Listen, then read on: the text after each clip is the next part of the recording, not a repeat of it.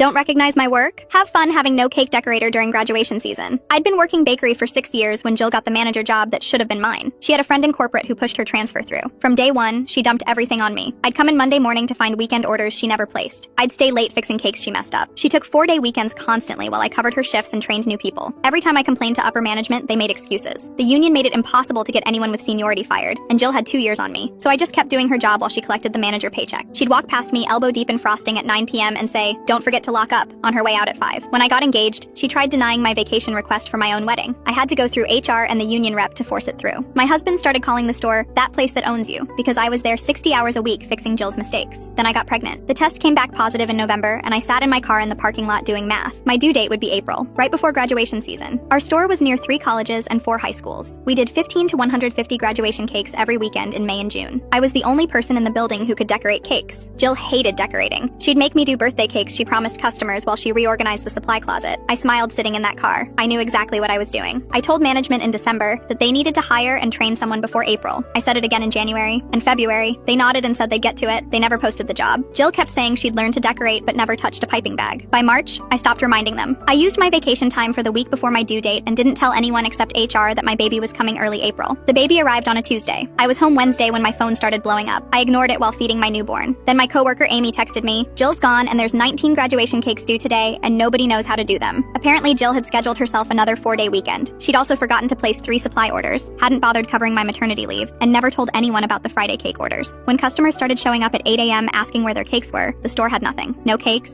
no decorator, no Jill because she'd turned her phone off. The store manager pulled people from deli and produce who'd watched me decorate maybe twice. They grabbed sheet cakes from the freezer, dumped random sprinkles on them, and gave them away free. Over $1,000 in free cakes because nobody could write "Congrats graduate" without it looking like a kindergartner did it. The district manager showed up for a scheduled graduation prep inspection right in the middle of the chaos. Customers were yelling. The bakery looked like a frosting bomb went off, and Jill was at the beach with her phone off. My phone rang again. Store manager this time. "Hey, I know you're on vacation, but could you possibly come in for a few hours? We have a situation." "I had my baby yesterday," I said. "I'm not on vacation. I'm on maternity leave." Long silence. "Oh, congratulations.